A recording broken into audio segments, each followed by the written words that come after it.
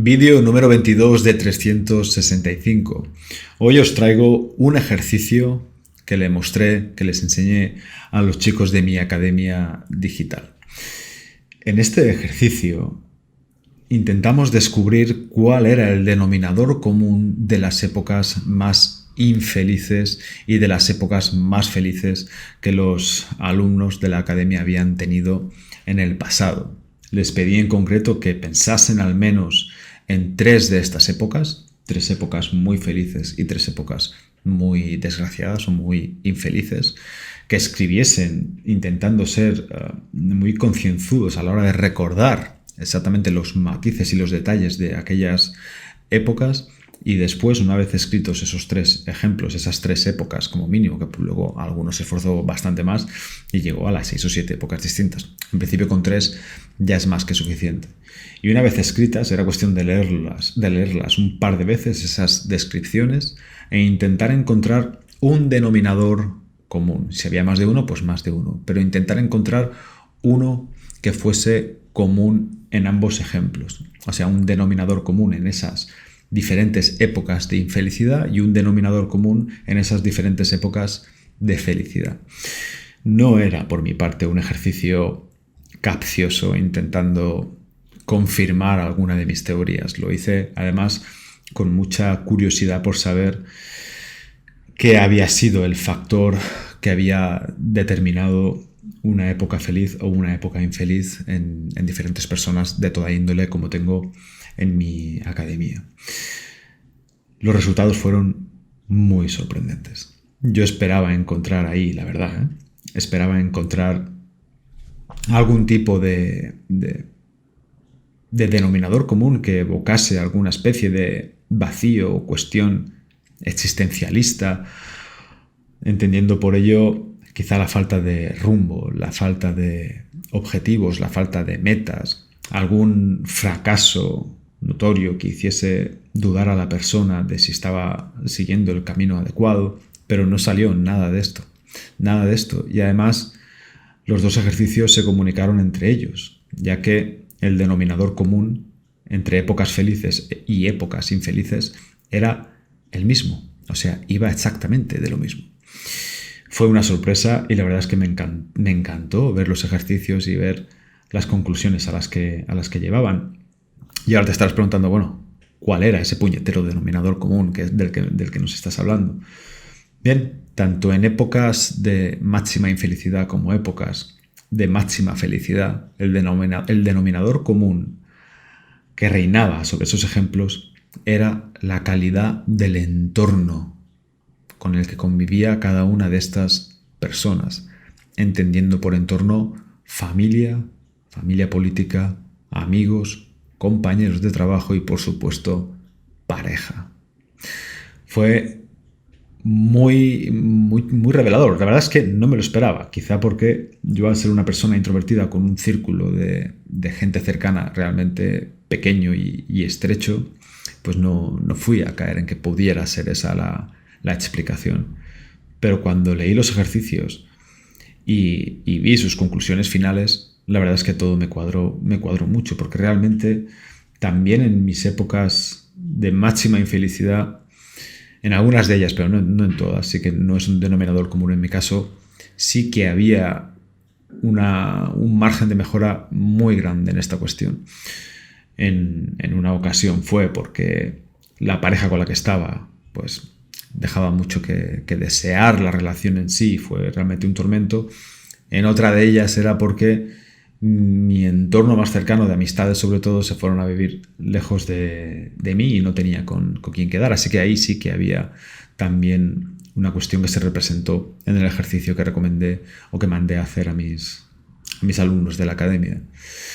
Luego, en otros casos de épocas más infelices mías, sí que salía a la luz esa cuestión existencialista del significado de la vida, de la dirección de la vida y del porqué de las decisiones que yo iba tomando y el porqué de mi forma de vivir, que era lo que yo tenía en el corazón y en la cabeza cada mañana cuando me levantaba.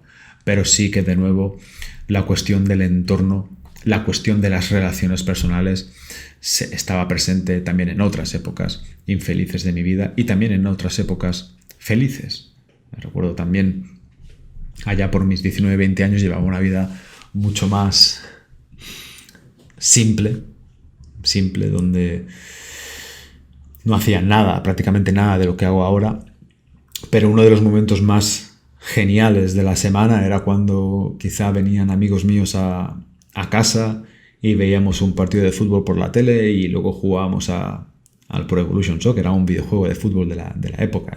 Sigue existiendo, pero creo que se llama de otra forma, y además es bastante malo, pero en aquella época nos poníamos todos ahí y bebíamos cerveza y comíamos porquerías y estábamos jugando, que era todo muy hedonista, pero la verdad es que incluso viéndolo ahora, desde el punto en el que estoy ahora y viéndolo con esa capacidad retrospectiva que tengo, sigo considerándolo una época feliz y momentos muy felices, no momentos hedonistas, porque era algo que, por ejemplo, yo no hacía nunca si no estaban mis amigos. O sea, jamás en la vida se me ocurriría ponerme ciego de cerveza y de galletas Oreo mientras juego a videojuegos estando solo. Era algo que hacíamos con los amigos y era fascinante, era una maravilla. Mi pareja también estaba bien en aquellos momentos, no tenía problemas con ningún familiar y no tenía ningún asunto pendiente absolutamente con nadie. Entonces vivía una vida muy tranquila, muy sencilla, muy simple, poco profunda seguramente, pero que era al fin y al cabo también una vida feliz. Luego también, pensando de nuevo en los malos momentos, en los momentos más infelices, pues claro, surge también la figura de una tercera persona o de varias terceras personas, ¿no? Por ejemplo, la mala relación que yo tenía con mi padre, y de nuevo aquí sale el denominador común de las relaciones personales, familiares, como he dicho al principio del vídeo, hacía de esa época una época muy, muy amarga y muy, muy infeliz. Como he comentado ya, cuando mis amigos se fueron a estudiar fuera y yo me quedé sin nadie aquí con quien hablar, ni con quien ir a tomarme algo o ir al cine, también fue una cosa dura. Cuando estuve con una pareja que, como también he dicho, dejaba mucho que desear la relación y fue bastante tormentosa la cuestión, también recuerdo esa vida como algo desagradable, como algo muy amargo y me recuerdo a mí mismo muy, muy infeliz. Y también fue una época feliz para mí, aunque difícil, el instituto. Y fue feliz, tengo un buen recuerdo de ello, sobre todo por el grupo de amigos con los que iba, con los compañeros de clase. Y la verdad es que también era algo que salió en el ejercicio que recomendé en mi academia. Muchas de estas personas recuerdan su paso por la universidad como una de las épocas más felices de su vida. Eso me llamó muchísimo la atención y lo recordaban y lo decían así porque tenían un amplio grupo de amigos, quizá también con intereses en común, que apuntaban también a un mismo objetivo con quien compartir las dificultades, las vicisitudes y compartir también las alegrías, darse apoyo mutuamente y tener esa sensación de tribu realmente, de pequeñísima sociedad, de pequeño grupo de personas allegadas y que se quieren entre sí y que empujan fuerte hacia el mismo lugar, en las que además se entienden, porque si estás en un grupo también, como la universidad, por ejemplo, y un amigo tuyo al que quieres mucho suspende un examen o una asignatura, aunque tú lo hayas aprobado, eres capaz de sentir el dolor de la otra persona porque empatizas con ella, sabes que es algo que te podría haber pasado a ti, y esa sensación de comunión, de pertenencia de un grupo, para muchísimas personas es algo muy, muy importante y que te da una sensación de plenitud, de felicidad, de que estás viviendo una vida que podría ser más dura, mucho más pesada, de no tener eso, de no tener a esa gente cerca.